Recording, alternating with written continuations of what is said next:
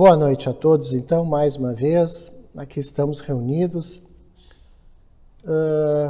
ainda que distantes fisicamente, mas reunidos através dessas energias de conexão que a nossa casa, a nossa Legião Espírita nos permite estabelecer com todos os legionários e com todas as pessoas interessadas pelos vários aspectos da doutrina.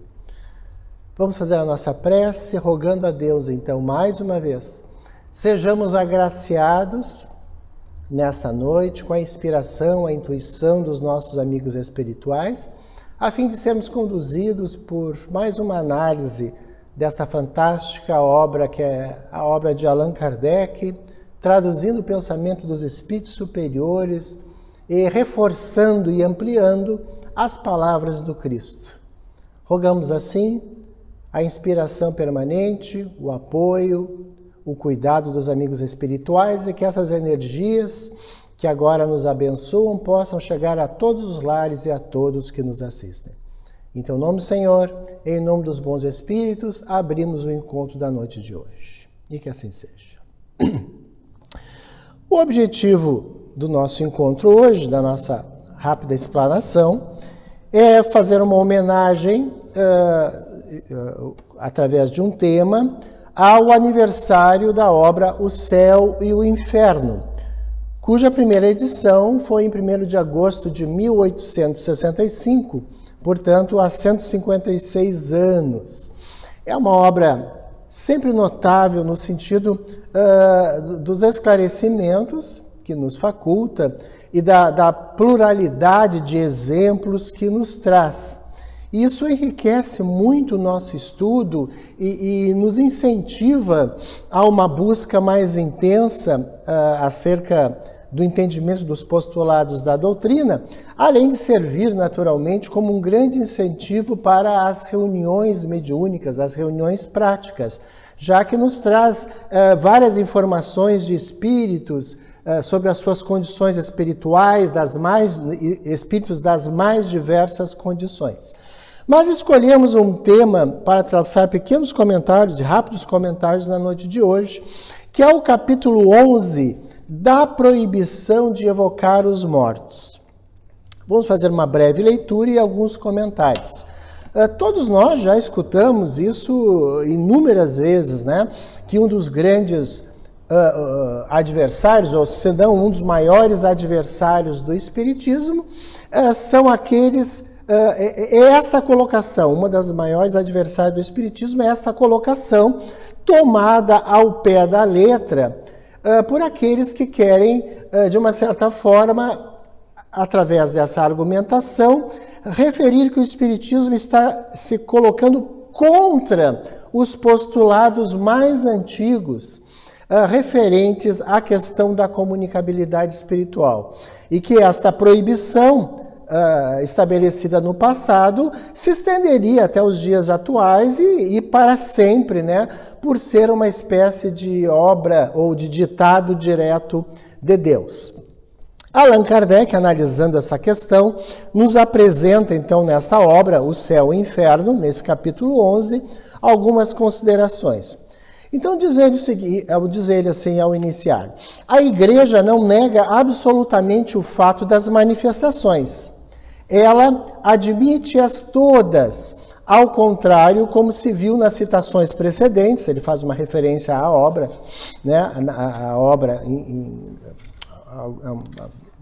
algumas citações anteriores, mas atribui-as à intervenção exclusiva dos demônios. É erradamente que alguns evocam o Evangelho para proibi-las, pois o Evangelho não diz uma palavra sobre isso. O supremo argumento brandido é a proibição de Moisés. Eis em que termos se exprime a este respeito a pastoral citada nos artigos precedentes. Então ele abre este tema citando uma pastoral emitida pelo clero, né, a respeito desse assunto, buscando argumentar que o Espiritismo se volta contra uma proibição do Evangelho, inclusive, citando de uma forma equivocada, já que a referência é sobre Moisés. Então, para deixar bem claro, o Evangelho, os Evangelhos, né, de Jesus, nada referem a nível de proibição da evocação dos mortos, utilizando-me da expressão. Então é algo que vem anterior, que é anterior a Jesus Cristo, como nós sabemos, refere-se a Moisés, né? Então ele faz algumas colocações a respeito. Antes disso, só apenas para complementar a leitura que nós fizemos, Allan Kardec é claro ao dizer que a Igreja, em momento nenhum, nega as manifestações. Então, algumas pessoas podem equivocadamente pensar, não, mas a Igreja sempre negou que elas pudessem ocorrer. Não, ela nunca negou, pelo contrário, né? Voltava-se especificamente contra o fato, exatamente porque sempre aceitou essa situação das manifestações. Mas apegando-se a esta lei mosaica, a essa citação, ela passou a estabelecer um combate contra as atividades espíritas, né, que são, grosso modo, relacionadas ao contato com os espíritos. Mas dizia essa pastoral, então, citando naturalmente Moisés, né, o seu entendimento: não é permitido colocar-se em relação com eles, os espíritos, quer imediatamente, quer por intermédio daqueles que os invocam e os interrogam. Ou seja, nem pessoalmente, particularmente, me seria permitido, ou seja, eu mesmo evocá-los na minha casa, onde eu estivesse particularmente, nem por intermédio de ninguém que se apresentasse ou que se apresente, porque, no fundo, essa pastoral refere-se aos tempos, inclusive, atuais e futuros, né? Nem por intermédio dessas outras pessoas que os interrogam. Continua. A lei mosaica punia com a morte essas práticas detestáveis correntes entre os gentios. Não vades encontrar os mágicos, está dito no livro do Levítico, e não dirijais aos adivinhos pergunta nenhuma, por medo de incorrer na mácula, dirigindo-vos a ele. Quer dizer, tu vê, não se pode ir aos mágicos, né? Mágicos no sentido amplo, né? Até porque se associava especificamente, diretamente, todo o contato com os mortos, né, com os espíritos, como magia, e o termo magia nunca foi assim muito bem visto, né? A magia sempre procurou estabelecer uma aproximação com forças dúbias, né? Com forças cuja interpretação, pelo menos popular, induzia a pensar em algo negativo, em algo pecaminoso, em algo ruim, né? Então, a associação com a magia também visava estabelecer uma espécie de desconforto, vamos dizer assim, no sentido da terminologia utilizada. E não dirijais aos adivinhos pergunta nenhuma. Se um homem ou uma mulher tem um espírito de Piton ou de adivinhação, que sejam punidos com a morte. Serão lapidados e seu sangue recairá sobre suas cabeças. Ou seja, já havia uma pré-condenação àqueles que manifestavam os dons. Os dons, no caso do intercâmbio, da mediunidade, do contato psíquico com os espíritos. E no Deuteronômio, o livro, né, diz o seguinte: que não haja entre vós ninguém que consulte os adivinhos, que observe os sonhos e os augúrios, ou que use de malefícios, sortilégios e encantamentos, ou os consulte aqueles que têm o espírito de Piton e que praticam a adivinhação, ou que interrogam os mortos para saber a verdade, pois o Senhor tem em abominação todas essas coisas. E assim continua. Então, vejam bem, né? Consultar os adivinhos, observar os sonhos ou a análise dos sonhos e os augúrios, né? Ou o uso de malefícios, sortilégios, encantamentos, que praticam adivinhação, que consultem os mortos para saber a verdade. Ou seja, nenhuma forma de comunicação, ou melhor dizendo, nenhum interesse era passível de escusas, de desculpas para a condenação. Qualquer que fosse o nosso objetivo de contactar com essas pessoas que intermediavam, na visão clássica, tradicional de Moisés, né, era terminantemente proibido. Ora, e o que o Espiritismo diz hoje a respeito disso? Nós sabemos que o Livro dos Médiuns e o restante da codificação é muito claro ao abordar esses aspectos, né? E é muito cauteloso, inclusive, né? Não só a clareza como a cautela. A clareza no sentido de colocar aquele interessado nessa temática o que se pode obter verdadeiramente, ou em tese, né, ainda que seja em tese, com relação a esses aspectos. Vou citar um exemplo. Há uma questão na codificação sobre perguntas que se podem fazer aos espíritos sobre tesouros ocultos. E eles dizem que tudo é facultativo, tudo é facultado. Tudo é facultado ao homem perguntar, mas as respostas que advirão, na grande maioria dos questionamentos, serão respostas falsas, serão respostas evasivas, serão respostas inexatas, porque os espíritos que atendem a este tipo de questionário, de questionamento, normalmente, na sua quase que totalidade, poderíamos afirmar, são espíritos ainda levianos, espíritos simples, humildes, ou espíritos mistificadores, que querem iludir aquelas pessoas. Então, a pergunta pode ser feita? Pode ser feita, segundo a codificação, né, de Allan Kardec, mas há de se atentar para o fato de que as respostas serão dadas de acordo com o nosso interesse e de acordo com a evolução dos espíritos. Seria como perguntar a uma criança se ela nos indicaria um lugar no pátio onde nós cavaríamos e encontraríamos um tesouro. Ora, a mente infantil, de pronto responderia, dentro da sua concepção infantil, óbvio, né? Vamos cavar ali, ou vamos cavar acolá, ou no pátio do vizinho, ou naquele morro ali. Porque ela entenderia isso como uma brincadeira. Ou acharia, na sua ingenuidade, que cavando em qualquer lugar se encontraria um tesouro.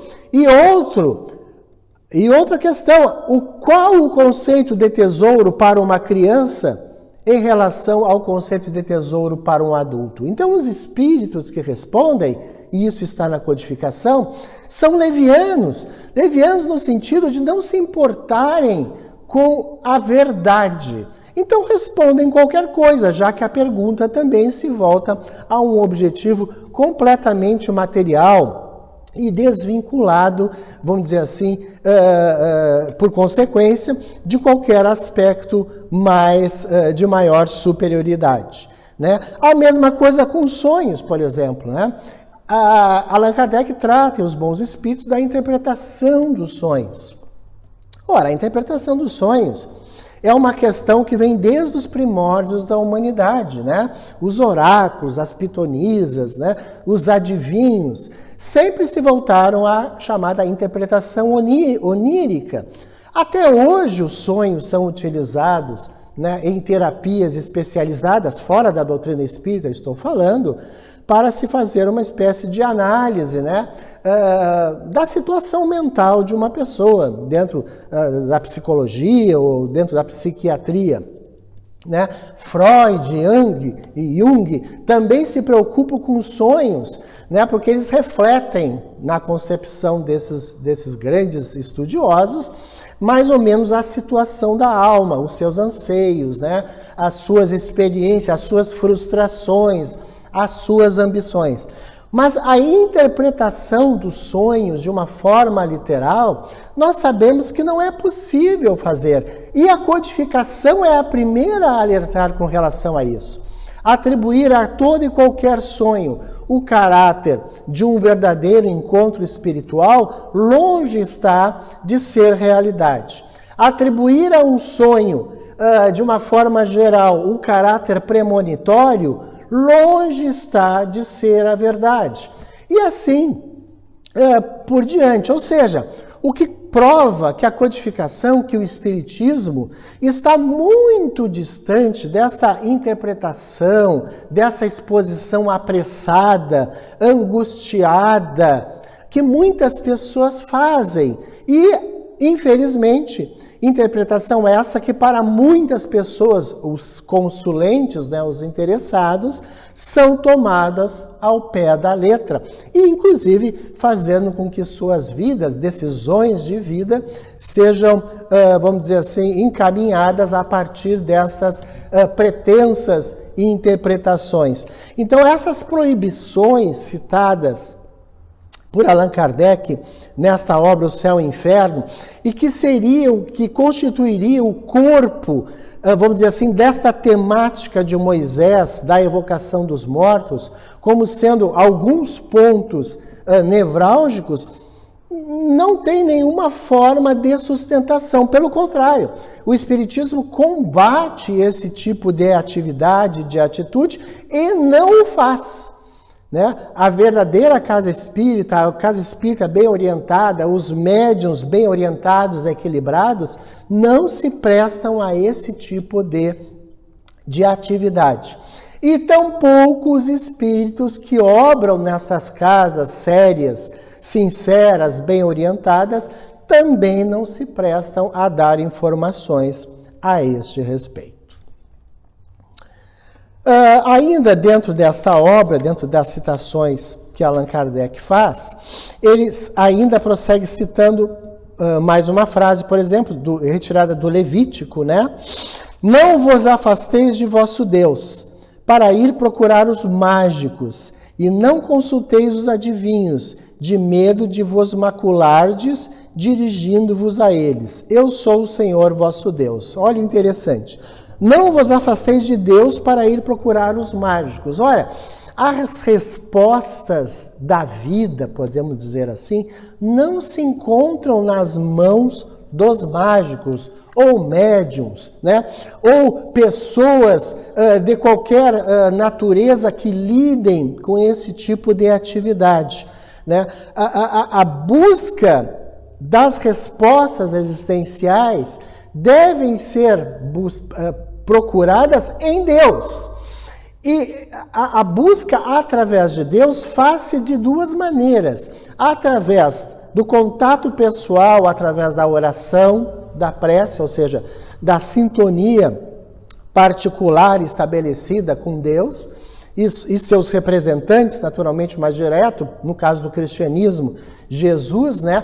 Ou através das religiões constituídas, que estabelecem este mesmo caminho, embora apresente uma formulação específica, né, proporcional ao seu credo. O Espiritismo, por exemplo, não institui o corpo de sacerdotes. Não há uma hierarquia sacerdotal. Então, não existe alguém que intermedie estas respostas. Ele apresenta caminhos, ele apresenta sistemas de contato, ele esclarece as pessoas com relação a essas questões referentes, por exemplo, à mediunidade, que é o canal de comunicação, mas não se coloca como intermediário. Outras religiões, que já têm uma hierarquia, estabelecem uma hierarquia, apresentam, né, já um corpo de intermediários para se chegar a Deus, mas são concepções particulares as quais nós respeitamos. Mas afastar-se de Deus nesse duplo sentido, particularmente, diretamente ou através de uma religião, para ir procurar as respostas às questões existenciais diretamente com esses adivinhos, falsos profetas, médiuns desequilibrados, sim, com certeza é um ato condenatório. Condenatório não no sentido de ser penalizado, mas condenatório porque nós sabemos que estas respostas, e mais uma vez retomando a questão, serão vazias. Serão respostas indutivas que, na verdade, não levarão a caminho nenhum. Mais adiante ainda, ele diz: é preciso, aliás, se reportar aos motivos que provocaram esta proibição. Por que Moisés proibiu, né? Motivos que tinham então sua razão de ser, mas que não existem mais seguramente hoje em dia. Observem, o legislador hebreu queria que seu povo rompesse com todos os costumes trazidos do Egito, onde aquele das evocações era usual, e um motivo de abuso. Então vejam bem, quando Moisés proíbe a evocação dos mortos, ele também tem uma finalidade política.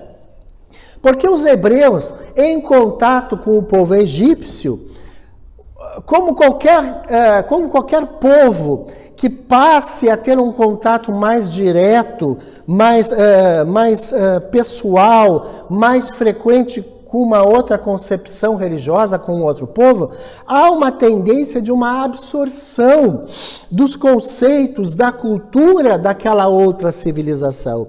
E o que o Moisés verificava é que o povo egípcio, por exemplo, tinha, vamos dizer assim, uma prática extremamente frequente, praticamente inserida no contexto familiar, na lida diária. E dentre essas várias práticas na religiosidade tradicional do povo egípcio, esse contato evocativo com os mortos, essas evocações dos espíritos, essas adivinhações, enfim, era algo que predominava.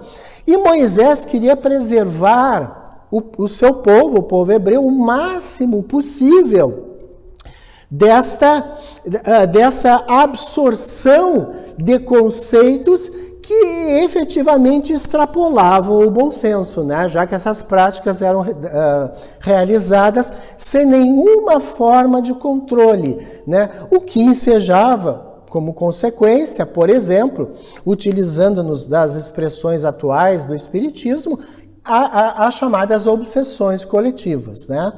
Então, um outro motivo, além da sua crença pessoal, do seu entendimento pessoal, eram os enormes abusos cometidos principalmente pelo povo egípcio, absolutamente religioso, mas ao mesmo tempo descontrolado dentro desses seus contatos, que o seu povo acabasse assimilando isso, trazendo para a religião. Então vejam que é um objetivo político. Vamos proibir, já que se torna de uma certa forma imoral, inconsequente. Como afastar essa assimilação? Ora, proibindo. E proibindo de que forma? Dizendo-se que Deus não o permite. Que Deus irá se vingar daqueles que a exercerem. Então isso é um freio, um mecanismo de frenagem deste processo de aculturação que não era desejado por Moisés. A proibição de Moisés, continua, era tanto mais justificada quanto não se evocavam os mortos por respeito ou afeição a eles, nem com um sentimento de piedade. Era um meio de adivinhação, da mesma maneira que os augúrios e os presságios, explorado pelo charlatanismo e a superstição. Então vejam bem, mais um aspecto, né? Além de tudo isso, o que ele observava? O respeito e a afeição aos mortos não era o móvel principal das evocações. O móvel era a adivinhação futura, ou a utilização dos mortos, dos espíritos, para provocar o mal em outrem, ou para a satisfação dos desejos materiais, às vezes de níveis mais baixos, mais inferiores dos seus evocadores. Então, houvesse um contato relacionado a homenagens, né?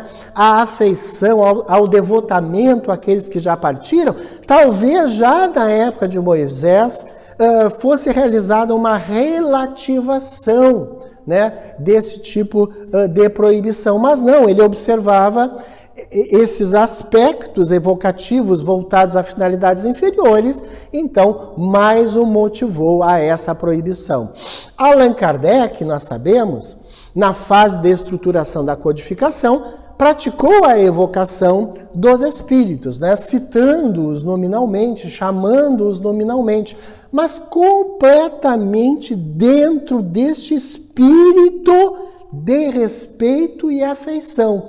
O objetivo de Kardec não era o questionamento agressivo, o questionamento que visava ao desmascaramento, mas o questionamento para o aprendizado.